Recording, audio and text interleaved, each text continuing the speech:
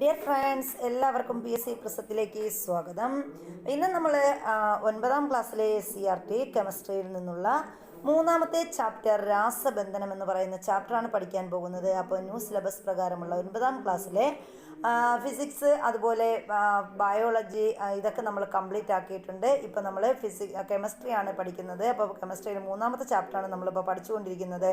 അപ്പോൾ നമ്മുടെ ക്ലാസ്സുകൾ ആദ്യമായിട്ട് കാണുന്ന ആരെങ്കിലും ഉണ്ടെങ്കിൽ ഒന്ന് സബ്സ്ക്രൈബ് ചെയ്ത് കാണുക. അതുപോലെ തന്നെ തൊട്ടടുത്തുള്ള ബെൽ ബട്ടൺ കൂടി എനേബിൾ ചെയ്ത് കഴിഞ്ഞാൽ നമ്മളിടുന്ന വീഡിയോകളെല്ലാം തന്നെ അപ്പോൾ തന്നെ നോട്ടിഫിക്കേഷനായിട്ട് നിങ്ങൾക്ക് ലഭിക്കുന്നതായിരിക്കും.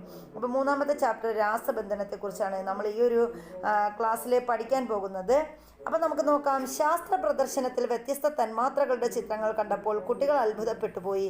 എത്രമാത്രം മാറ്റങ്ങളാണ് മാലയിലെ മുത്തുകൾ പോലെ തമ്മിൽ കോർത്തിരിക്കുന്നത്. നമ്മുടെ ശരീരത്തിലും ചുറ്റുപാടുമുള്ള വൈവിധ്യമാർന്ന പദാർത്ഥങ്ങളിലെല്ലാം ഇങ്ങനെ ആറ്റങ്ങളും തന്മാത്രകളും പരസ്പരം ബന്ധപ്പെട്ടാണല്ലോ ക്രമീകരിച്ചുണ്ടാവുക. മൂലകങ്ങളിലും സംയുക്തങ്ങളിലും ആറ്റങ്ങളും തന്മാത്രകളും പരസ്പരം ചേർന്ന് നിൽക്കുന്നതിൻ്റെ കാരണം എന്തായിരിക്കും നിങ്ങൾ ചിന്തിച്ചിട്ടുണ്ടോ? അപ്പോൾ എന്തായിരിക്കും അതിന് കാരണമെന്ന് ചിന്തിച്ചിട്ടുണ്ടോ എന്നാണ് നമ്മളോട് ചോദിക്കുന്നത്. പദാർത്ഥങ്ങളിലെ ഘടകകണങ്ങൾ തമ്മിലുള്ള ആകർഷണ ബലമാണ് അവയെ ചേർത്ത് നിർത്തുന്നത്. അപ്പോൾ എന്താ ഇതൊക്കെ ഇങ്ങനെ ഈ ഒരു നമ്മുടെ ആറ്റങ്ങളും തന്മാത്രകളും പരസ്പരം ചേർന്ന് നിൽക്കുന്നതിനുള്ള കാരണം എന്താണെന്നാണ് പറയുന്നത്. പദാർത്ഥങ്ങളിലെ ഘടകകണങ്ങൾ തമ്മിലുള്ള ആകർഷണ ബലമാണ് അവയെ ചേർത്ത് നിർത്തുന്നത്. ആറ്റങ്ങളെയും തന്മാത്രകളെയും പരസ്പരം ചേർത്ത് നിർത്തുന്ന ഇത്തരം ബലങ്ങൾ, സംയുക്തങ്ങളുടെ രാസസൂത്രം, എഴുതുന്ന രീതി എന്നിവയാണ് നമ്മൾ ഈ ക്ലാസ്സിലൂടെ അല്ലെങ്കിൽ ഈ ഒരു ചാപ്റ്ററിലൂടെ പഠിക്കാൻ പോകുന്നത്. അപ്പോൾ ചില പദാർത്ഥങ്ങൾ ചുവടെ നൽകിയിരിക്കുന്നു. അവയെ മൂലകങ്ങൾ, സംയുക്തങ്ങൾ എന്നിങ്ങനെ വേർതിരിച്ച് പട്ടികപ്പെടുത്താൻ പറഞ്ഞിട്ടുണ്ട്. അപ്പോൾ നമുക്ക് നോക്കാം.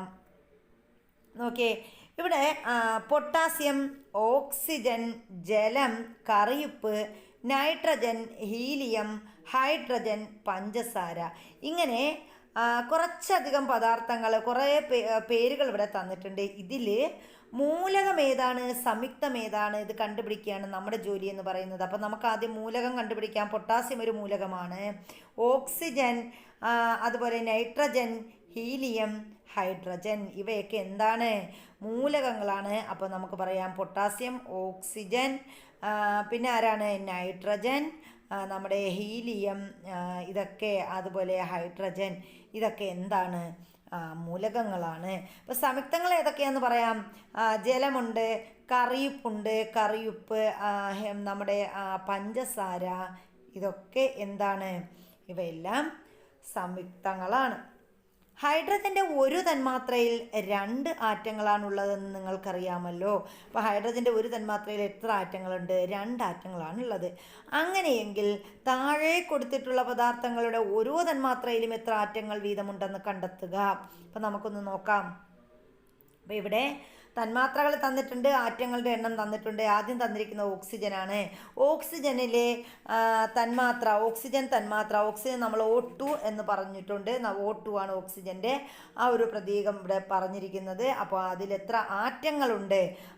O2 2 ആറ്റങ്ങൾ അല്ലേ? 2 ആറ്റങ്ങളല്ലേ ഇവിടെ നമ്പർ തന്നിരിക്കുന്നത്. അപ്പോൾ ആറ്റങ്ങളുടെ എണ്ണം 2. ഇനി ജലമാണെങ്കിൽ എത്രയാ? ഇവിടെ ഹൈഡ്രജൻ, ജലത്തിൽ H2O ആണല്ലോ ജലം. ജലത്തിൽ H2O ആണ് ജലം. അപ്പോൾ ജലത്തിലെ ആറ്റങ്ങളുടെ എണ്ണം എത്രയാണ്? ഇതിൽ ഹൈഡ്രജൻ്റെ 2 ആറ്റവുമുണ്ട്, പ്ലസ് എന്താണ്? ഓക്സിജൻ്റെ 1 ആറ്റവുമുണ്ട്. അങ്ങനെ 3 ആറ്റങ്ങൾ അവിടെ ഉണ്ട്. ഇനി നൈട്രജൻ ആണെങ്കിലോ എത്രയാണ്? N2 ആണ് തന്നിരിക്കുന്നത്. അപ്പോൾ 2 ആറ്റങ്ങളുണ്ട്. ഹീലിയം ആണെങ്കിലോ ഹീലിയത്തിന് വേറെ ഒന്നും സപ്പോർട്ടില്ല, നമ്പർ ഒന്നുമില്ല. അപ്പോൾ 1 ആറ്റമുണ്ട്. മീഥെയിൻ ആണെങ്കിലോ മീഥെയിൻ CH4 ആണ് തന്നിരിക്കുന്നത്. സിയുടെ 1 ആറ്റമുണ്ട്. അതുപോലെ Hൻ്റെ 4 ആറ്റങ്ങളുണ്ട്. അപ്പം 1 + 4 ചേർത്തിട്ട് അപ്പോൾ എത്രയാവും? 5 ആറ്റമാണുള്ളത്. പഞ്ചസാരയിലാണെങ്കിലോ ഇതാ ഇവിടെ പഞ്ചസാരയുടെ പഞ്ചസാര തന്മാത്രയിൽ എത്ര ആറ്റമുണ്ട്? C12 H22O11. അപ്പോൾ നമ്മളിതെല്ലാം കൂടി എന്ത് ചെയ്താൽ മതി? O11 ഇതെല്ലാം കൂടി അങ്ങ് കൂട്ടിയാൽ മതി. അപ്പോൾ നമുക്കിവിടെ എത്ര ആൻസർ കിട്ടും? 45 എന്ന് കിട്ടും. അപ്പോൾ ഇതാണ് തന്മാത്രകളും ആറ്റങ്ങളുടെ എണ്ണവും എന്ന് പറയുന്നത്. ചില തന്മാത്രകളിൽ ഒന്നിൽ കൂടുതൽ ആറ്റങ്ങൾ ഉണ്ടെന്ന് നമുക്ക് പട്ടികയിൽ നിന്ന് മനസ്സിലാക്കാൻ കഴിഞ്ഞു അല്ലേ. അപ്പോൾ തന്മാത്രകളിൽ ആറ്റങ്ങൾ ചേർന്ന് നിൽക്കാനുള്ള കാരണം എന്താണെന്ന് ചോദിച്ചിട്ടുണ്ട്.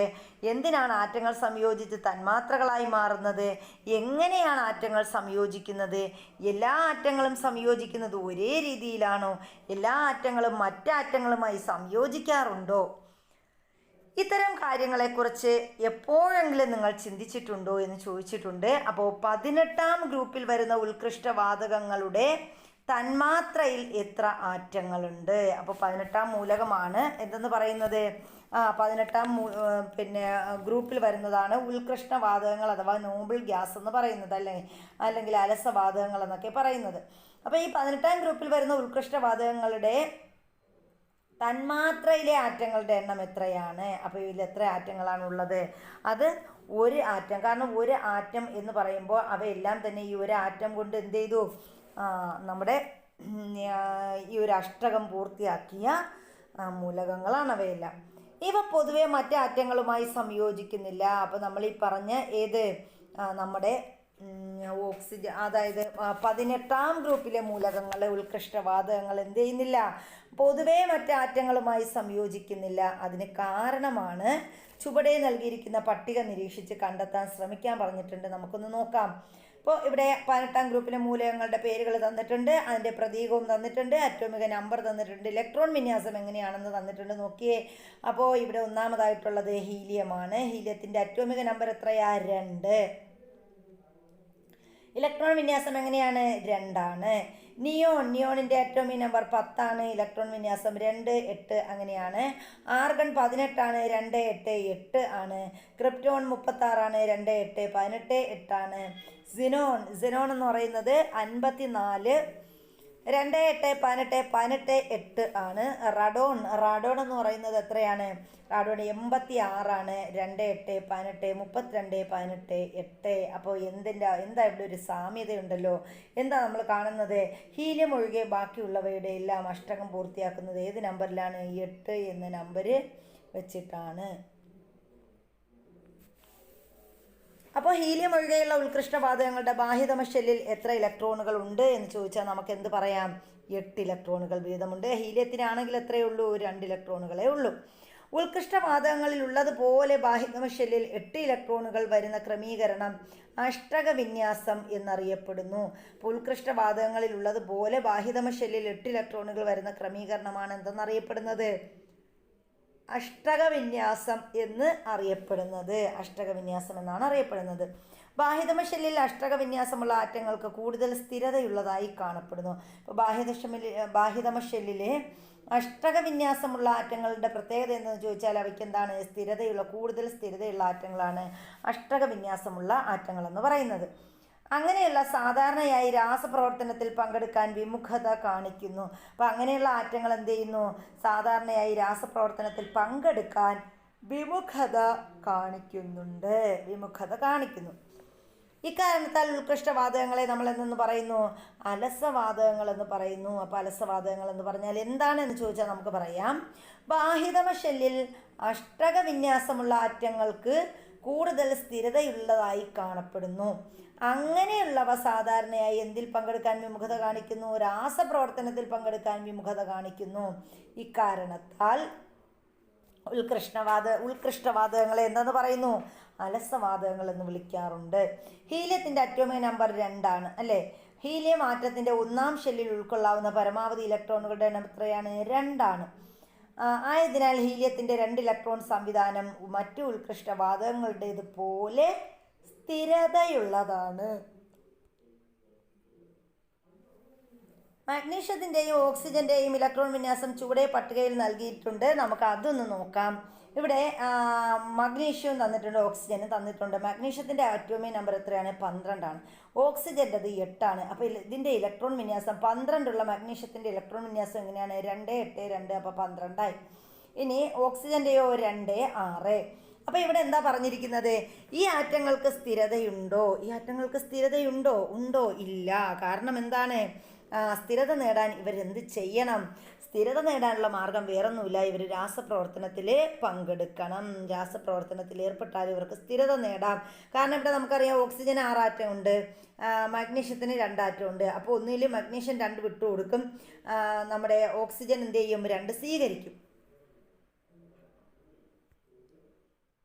അങ്ങനെ 2 വിട്ടുകൊടുത്ത് പിന്നെ 6 ആറ്റമുള്ള ഓക്സിജൻ 2 സ്വീകരിക്കുമ്പോൾ എത്രയായി? അവയ്ക്ക് 8ആയി. അതിൻ്റെ അഷ്ടകം പൂർത്തിയാവില്ലേ? ആവും.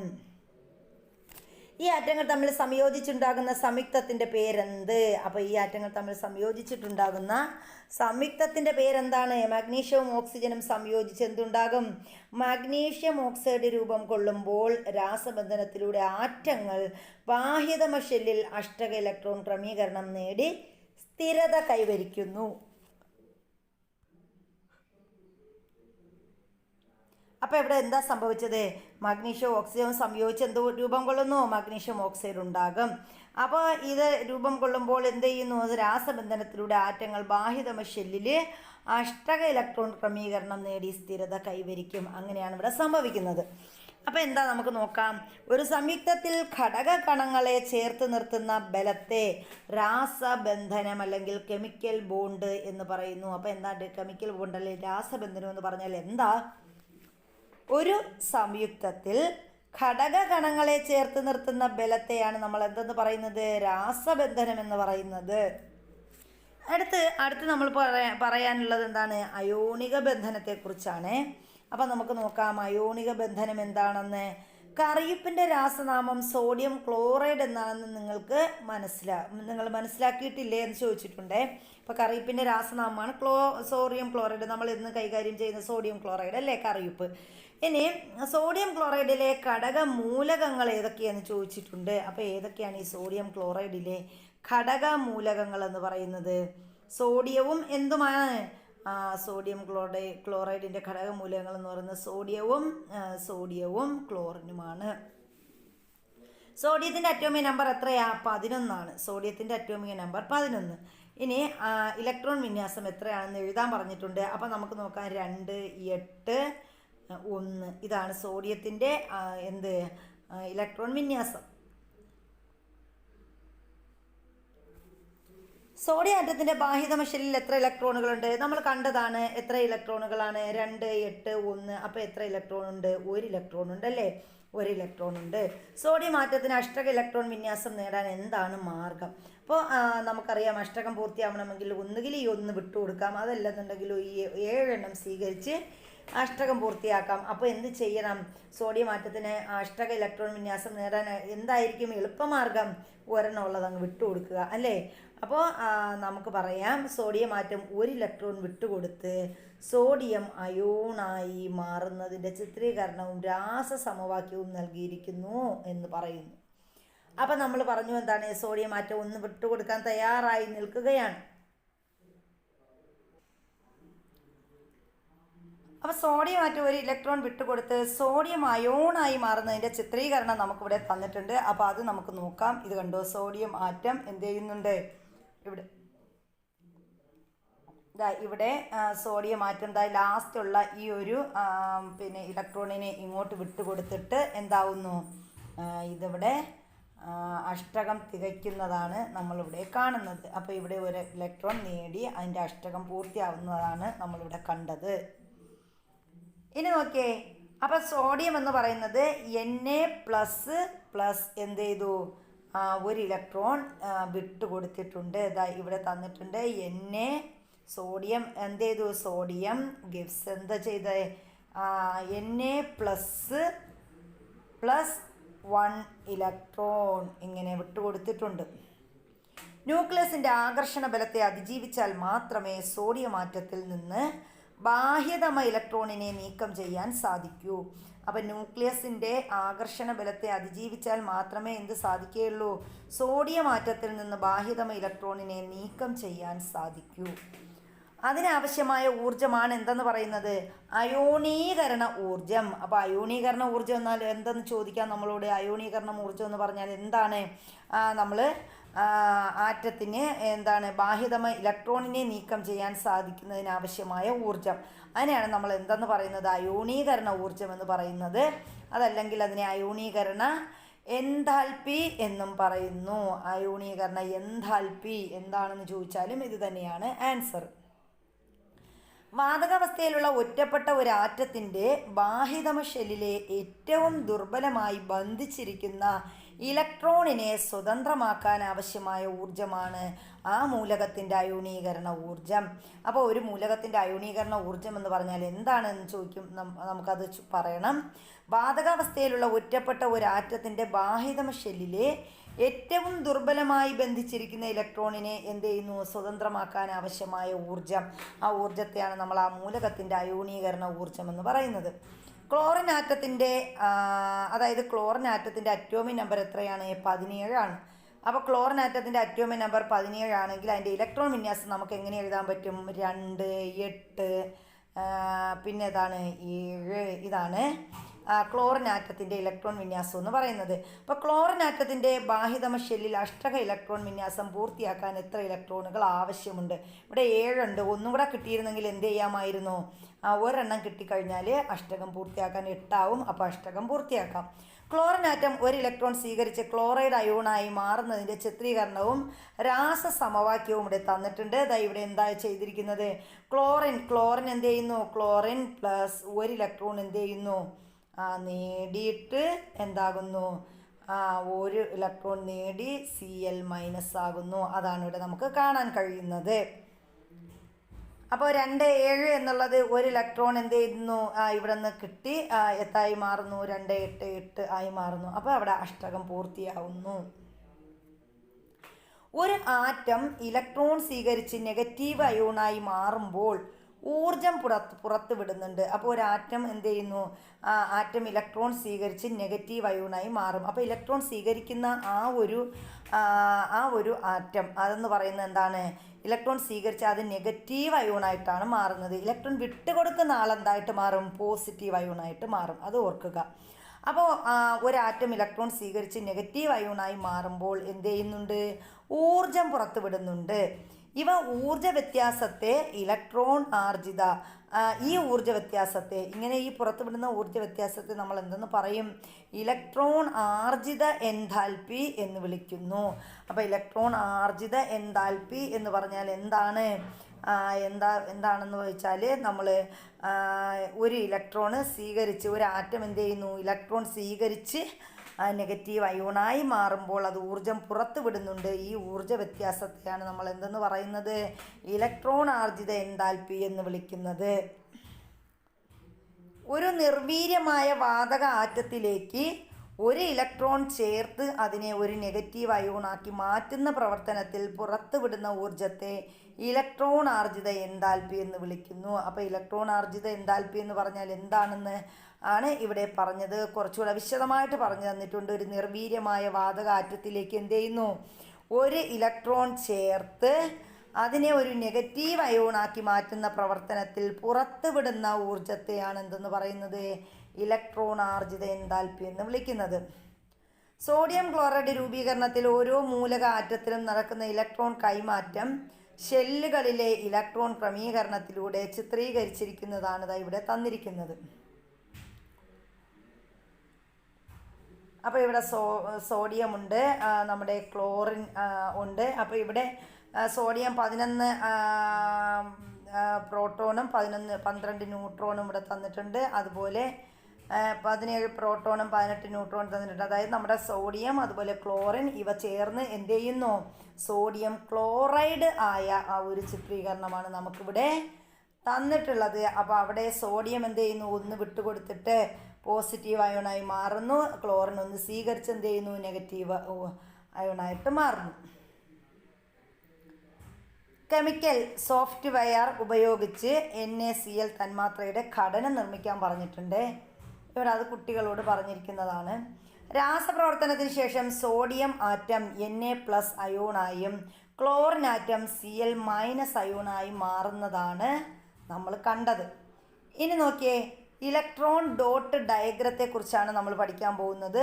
മൂലകത്തിൻ്റെ പ്രതീകത്തിന് ചുറ്റും ബാഹ്യതമ ഷെല്ലിലെ ഇലക്ട്രോണുകളെ കുത്തുകൾ അതല്ലെങ്കിൽ ഡോട്ട് ഉപയോഗിച്ച് ചിത്രീകരിക്കുന്ന രീതിക്കാണ് നമ്മൾ എന്തെന്ന് പറയുന്നത്, ഇലക്ട്രോൺ ഡോട്ട് ഡയഗ്രാം എന്ന് പറയുന്നത്.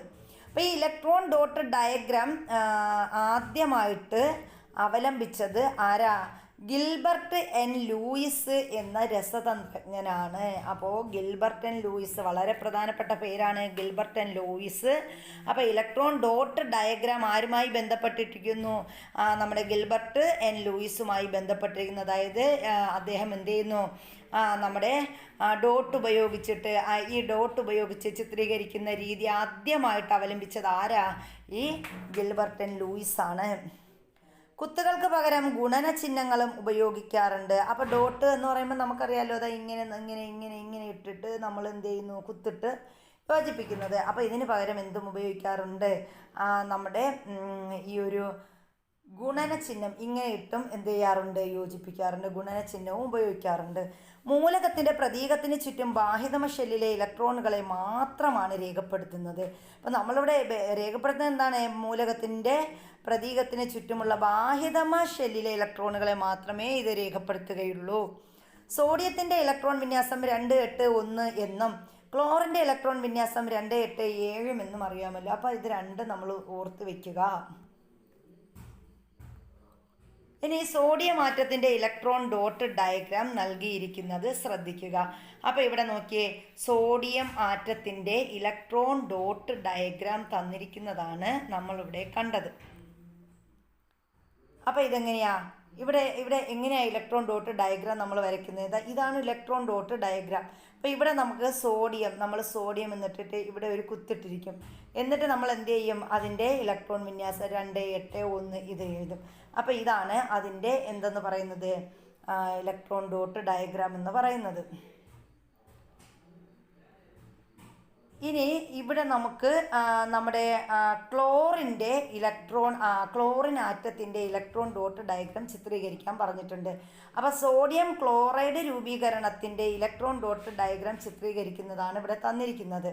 അപ്പോൾ ഇവിടെ നോക്കിയേ, നമ്മുടെ സോഡിയം അതുപോലെ പ്ലസ് ക്ലോറിൻ അത് എന്ത് ചെയ്യുന്നു, Na+ഉം Cl- ആവുന്നു. അപ്പോൾ അതിൻ്റെ ആ ഒരു ഇലക്ട്രോൺ ഡോട്ട് ഡയഗ്രാമാണ് നമുക്കിവിടെ തന്നിരിക്കുന്നത്. അപ്പോൾ സോഡിയം ക്ലോറൈഡ് രൂപീകരണത്തിൻ്റെ ഇലക്ട്രോൺ ഡോട്ട് ഡയഗ്രാമും സോഡിയം ക്ലോറൈഡ് രൂപീകരണത്തിൻ്റെ ഷെല്ലുകളിലെ ഇലക്ട്രോൺ ക്രമീകരണത്തിലൂടെയുള്ള ചിത്രീകരണവും നിരീക്ഷിച്ച് പട്ടിക 3.5 പൂർത്തിയാക്കാനായിട്ട് പറഞ്ഞിട്ടുണ്ട്. അപ്പോൾ എന്താണ്, ഇതേപോലെയാണ് നമ്മൾ ഈ ഒരു ഇപ്പോൾ നമ്മുടെ ക്ലോറിൻ്റെ ആദ്യം ക്ലോറിൻ്റെ അവസ്ഥ എന്താണ്? ഇലക്ട്രോൺ ഡോട്ട് ഡയഗ്രത്തിൽ ക്ലോറിൻ എങ്ങനെയാണ്? Cl. ഇപ്പോൾ ദാണ്ട് ഇവിടെ 2 ഉണ്ട്, ഇവിടെ 2 കൊടുത്തിട്ടുണ്ട്, ഇവിടെ എന്തുണ്ട്, 2 ഉണ്ട്, ഇവിടെ ഒരെണ്ണേ ഉള്ളൂ. അപ്പോൾ ഇവിടെ ഒരെണ്ണം കൂടി പൂർത്തിയാവണം.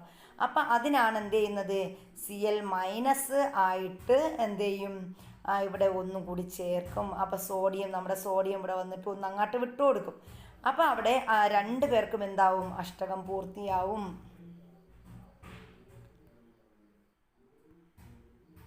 അപ്പോൾ ഇനി ഇവിടെ ഒരു കാര്യം തന്നിട്ടുണ്ട്, നമ്മുടെ ഗിൽബർട്ട് ന്യൂട്ടൺ ലൂയിസിനെ കുറിച്ച്. നമ്മുടെ ഡോട്ട് സിസ്റ്റം ആദ്യമായിട്ട് അവലംബിച്ചത് ആരാണ്? ഗിൽബർട്ട് ലൂയിസ് ആണ്. അപ്പോൾ അദ്ദേഹത്തിൻ്റെ ആ ഒരു ഗിൽബർട്ട് ന്യൂട്ടൺ ലൂയിസ് എന്നാണ് അദ്ദേഹത്തിൻ്റെ ഫുൾ നെയിം എന്ന് പറയുന്നത്. 1875-നും 1946-നും ഇടയിലാണ് ജീവിത കാലഘട്ടം എന്ന് പറയുന്നത്. കാലിഫോർണിയ യൂണിവേഴ്സിറ്റിയിലെ ഡീൻ ആയിരുന്ന ഗിൽബർട്ട് ന്യൂട്ടൺ ലൂയിസ് 1875-നും 1946-നും ഇടയിൽ ജീവിച്ചിരുന്ന വ്യക്തിയാണ്. ഒരു ഭൗതിക ശാസ്ത്രജ്ഞൻ ആയിരുന്നു, രസതന്ത്രജ്ഞനായിരുന്നു. അദ്ദേഹം ആരായിരുന്നു? ഒരു ഭൗതിക രസതന്ത്രജ്ഞനായിരുന്നു. ഇലക്ട്രോൺ ജോഡി, സഹസംയോജക ബന്ധനം എന്നീ ആശയങ്ങൾ മുന്നോട്ട് വെച്ചത് അദ്ദേഹമാണ്. അപ്പോൾ ഇദ്ദേഹം മുന്നോട്ട് വെച്ച 2 ആശയങ്ങളുണ്ട്. അതാണ് ഏതൊക്കെയാണ്? നമ്മുടെ ഇലക്ട്രോൺ ജോഡിയും അതുപോലെ സഹസംയോജക ബന്ധവും. ഇലക്ട്രോൺ ജോഡിയും സഹസംയോജക ബന്ധനവും എന്നീ 2 ആശയങ്ങൾ മുന്നോട്ട് വെച്ചത് ആരാണ്? നമ്മുടെ ഗിൽബർട്ട് ലൂയിസ് ആണ്.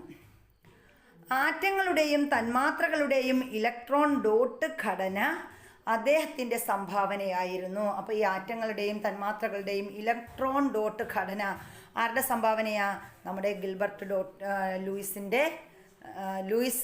ലൂയിസിൻ്റെ ആ ഒരു സംഭാവനയാണ്. ഇനി നോക്കിയേ, താപഗതികം, പ്രകാശരാസ പ്രവർത്തനങ്ങൾ, ഐസോടോപ്പുകളെ വേർതിരിക്കൽ എന്നീ മേഖലകളിലും നിരവധി സംഭാവനകൾ അദ്ദേഹം നൽകിയിട്ടുണ്ട്. അപ്പോൾ അദ്ദേഹത്തിൻ്റെ മറ്റ് സംഭാവനകൾ ചോദിച്ചാൽ നമുക്ക് പറയാം എന്താണ്?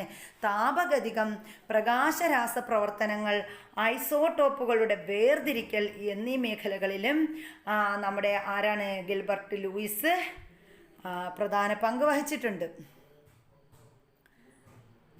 ആപേക്ഷികത, ക്വാണ്ടം ഭൗതികത എന്നിവ പ്രധാന ഗവേഷണ മേഖലകളായിരുന്നു.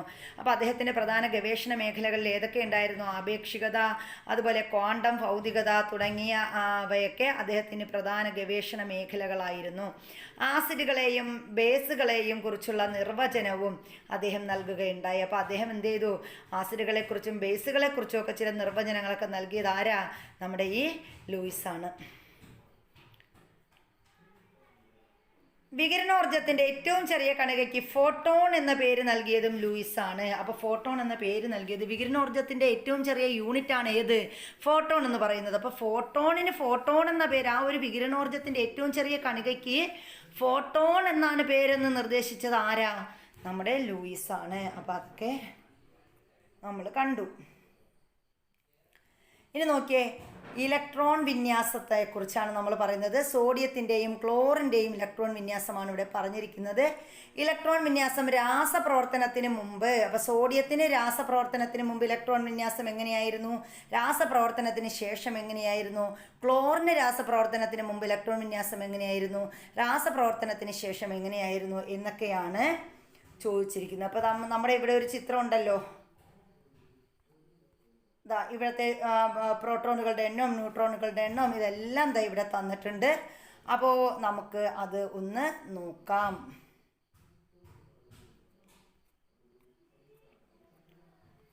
അപ്പോൾ ഇവിടെ എന്താണ്? ഇലക്ട്രോൺ വിന്യാസം എങ്ങനെയാണ്? രാസപ്രവർത്തനത്തിന് മുമ്പ് എങ്ങനെയായിരുന്നു? 11 അപ്പോൾ 11 ആവുമ്പോൾ എങ്ങനെയായിരുന്നു? 2, 8, 1 അങ്ങനെയല്ലേ? ഇനി രാസപ്രവർത്തനത്തിന് ശേഷം എങ്ങനെയായി? 2, 8 ആയി മാറി. ഇനി അപ്പോൾ ഇലക്ട്രോണുകളുടെ എണ്ണം എന്ന് പറയുന്നത് എത്രയാ? രാസപ്രവർത്തനത്തിന് മുമ്പ് ആണെങ്കിൽ 11 ആണ്. രാസപ്രവർത്തനത്തിന് ശേഷമാണെങ്കിൽ എത്രയാണ്? 10 ആണ്. പ്രോട്ടോണുകളുടെ എണ്ണം എത്രയാണ്?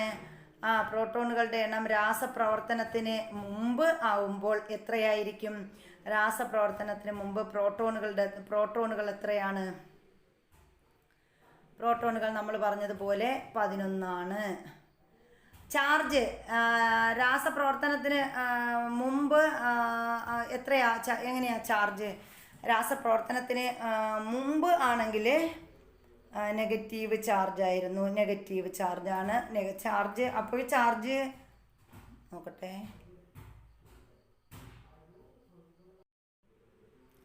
ഇനി ചാർജ് പറയുകയാണെങ്കിൽ നമുക്ക് പറയാം എന്താണ്? രാസപ്രവർത്തനത്തിന് ശേഷം എന്ത് ചാർജാണ്? Na+ positive ചാർജായി. അപ്പോൾ എന്താണ്? രാസപ്രവർത്തനത്തിന് ശേഷം Na+ ആണ്. ഇനി അടുത്ത് നമ്മൾ ക്ലോറിൻ്റെ കാര്യത്തിലോട്ട് വരികയാണ്. ക്ലോറിൻ്റെ ഇലക്ട്രോൺ വിന്യാസം രാസപ്രവർത്തനത്തിന് മുമ്പ് എങ്ങനെയായിരുന്നു? 17 ആയിരുന്നു ക്ലോറിൻ്റെ അറ്റോമിക നമ്പർ എന്ന് പറയുന്നത്, അല്ലേ? അറ്റോമിക് നമ്പർ ക്ലോറിന് Cl 17 ആയിരുന്നു. അറ്റോമിക് നമ്പർ 17 ആണ്. അപ്പോൾ അതിൻ്റെ ഇലക്ട്രോൺ വിന്യാസം എങ്ങനെയാണ്? രാസപ്രവർത്തനത്തിന് മുമ്പ് 2, 8, 7 ആണ്. രാസപ്രവർത്തനത്തിന് ശേഷമാണെങ്കിൽ 2, 8, 8 ആയി. അപ്പോൾ ഇലക്ട്രോണുകളുടെ എണ്ണം എത്രയാണ്? ആദ്യം 17 എന്നുള്ളത് പിന്നീട് എത്രയായി? 18 ആയി. പ്രോട്ടോണുകളുടെ എണ്ണവും അതുപോലെ തന്നെ ആദ്യം 17 ആയി, പിന്നെ 18 ആയി. പിന്നീട് എന്താ നമുക്ക് പറയാം? ചാർജ് എന്ന് പറയുന്നത് എന്ത് ചാർജായി?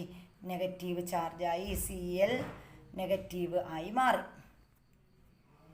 സോഡിയം ക്ലോറൈഡ് രൂപീകരണത്തിൽ സംഭവിക്കുന്ന ഇലക്ട്രോൺ കൈമാറ്റം സമവാക്യമായി നൽകിയിട്ടുണ്ട്. അപ്പോൾ അത് നമുക്ക് നോക്കാം.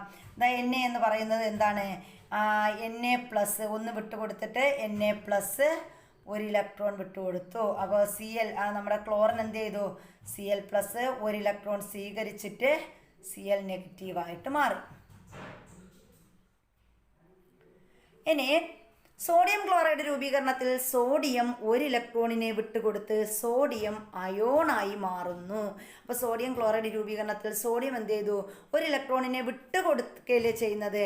അങ്ങനെ വിട്ടുകൊടുത്തിട്ട് സോഡിയം അയോൺ അഥവാ Na+ ആയിട്ട് മാറും. Na+ ആയിട്ട് സോഡിയം മാറും. ക്ലോറിൻ ഒരു ഇലക്ട്രോണിനെ സ്വീകരിച്ച് ക്ലോറൈഡ് അയോൺ അഥവാ Cl- ആവും. ക്ലോറൈഡ് അയോണായിട്ട് മാറി. രാസപ്രവർത്തനത്തിൽ ഇലക്ട്രോണുകളെ വിട്ടുകൊടുത്ത് ഉണ്ടാകുന്ന പോസിറ്റീവ് അയോണുകളെ കാറ്റയോണുകൾ എന്നും ഇലക്ട്രോൺ സ്വീകരിച്ചുണ്ടാകുന്ന നെഗറ്റീവ് അയോണുകളെ ആനയോണുകൾ എന്നും വിളിക്കുന്നു. അപ്പോൾ രാസപ്രവർത്തനത്തിൽ എന്ത് സംഭവിക്കും? രാസപ്രവർത്തനത്തിൽ ഇലക്ട്രോണുകളെ വിട്ടുകൊടുത്തുണ്ടാകുന്ന പോസിറ്റീവ് അയോണുകളെ കാറ്റയോണുകൾ എന്ന് പറയും.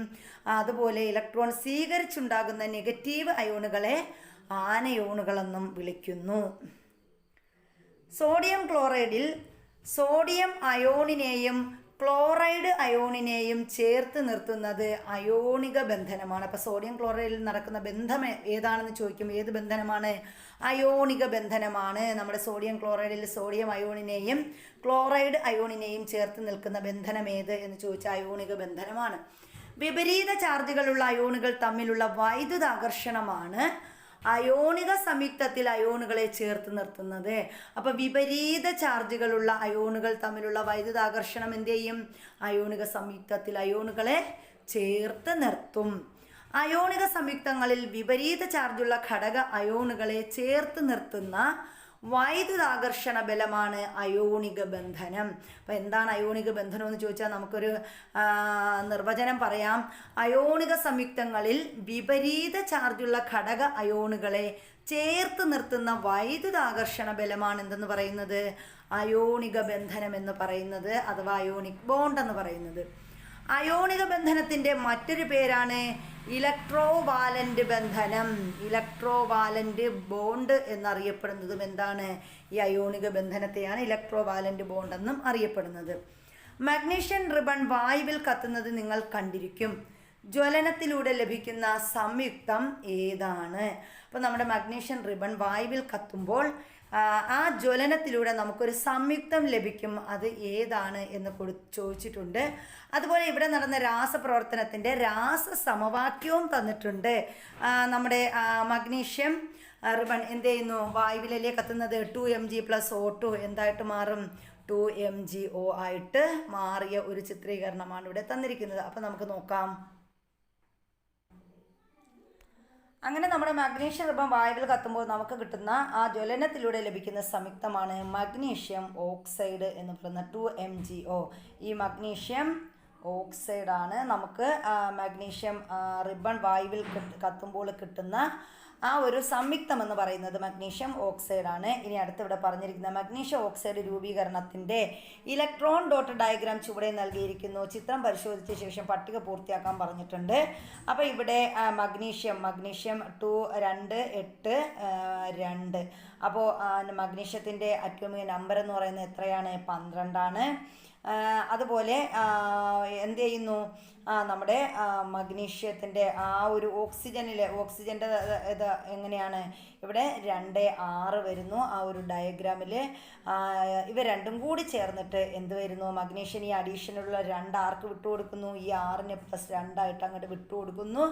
അപ്പോൾ മഗ്നീഷ്യം എന്ത് ചെയ്യുന്നു? 2 പോസിറ്റീവ് ഒരു അയോണായിട്ട് മഗ്നീഷ്യം അയോണായിട്ടും പോസിറ്റീവ് അയോണായിട്ടും, അതുപോലെ ഇവിടെ ഓക്സിജൻ എന്ത് ചെയ്യുന്നു?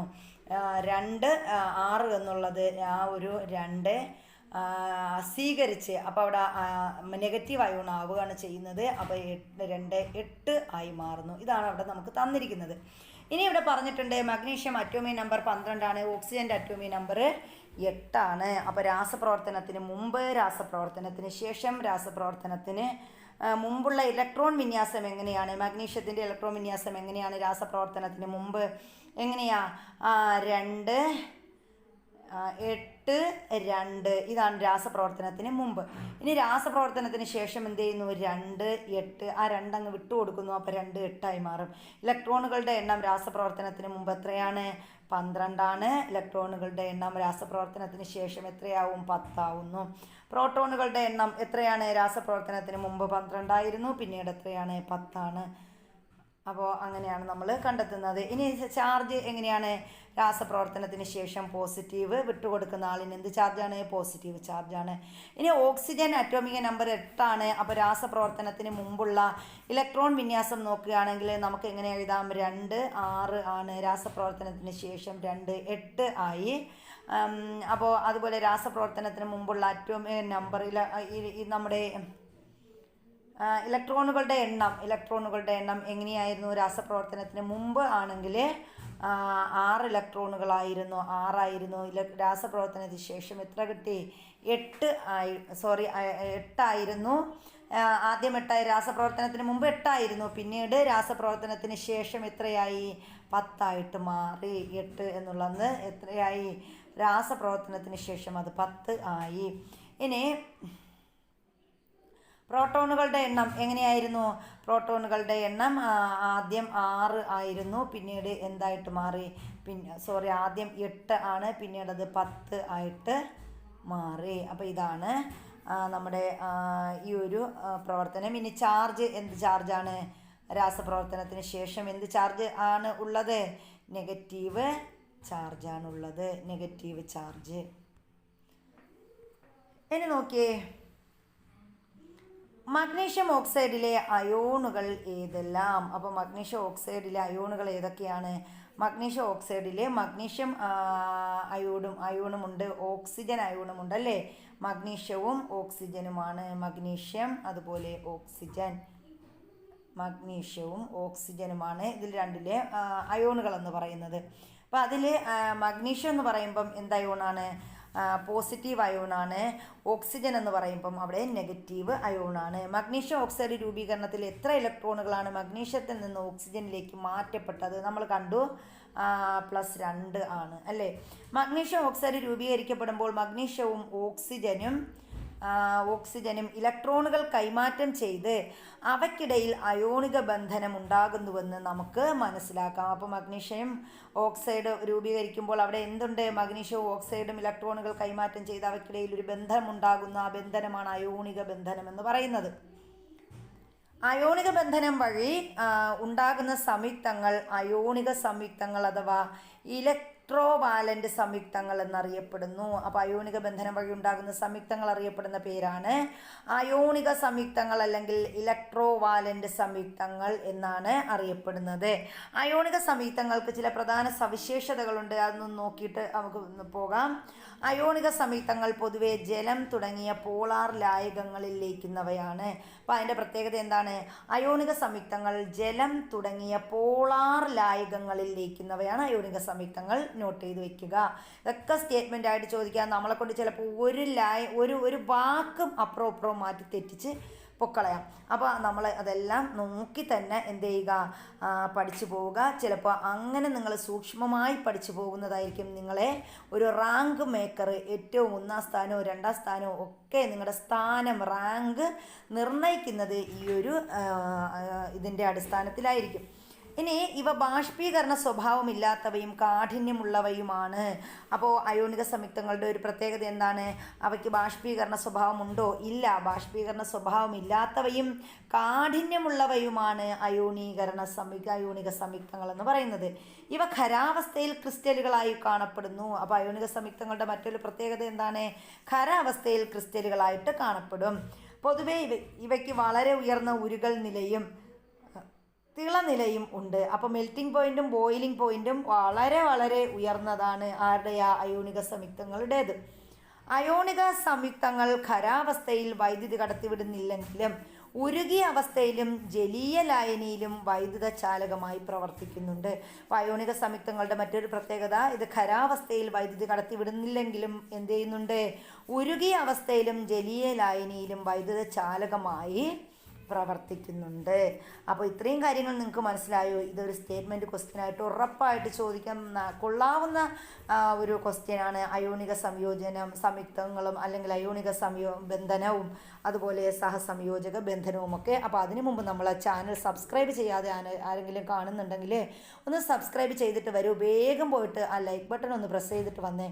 അതുപോലെ തന്നെ നിങ്ങളുടെ കമൻറ്റ് കമൻറ്റ് ബോക്സ് ഓപ്പൺ ആക്കിയിട്ട് നിങ്ങൾക്ക് ഇഷ്ടമായിട്ടുണ്ടെങ്കിൽ എന്തെങ്കിലും ഒരു കമൻറ്റ് ആ കമൻറ്റ് ബോക്സിലിടുക.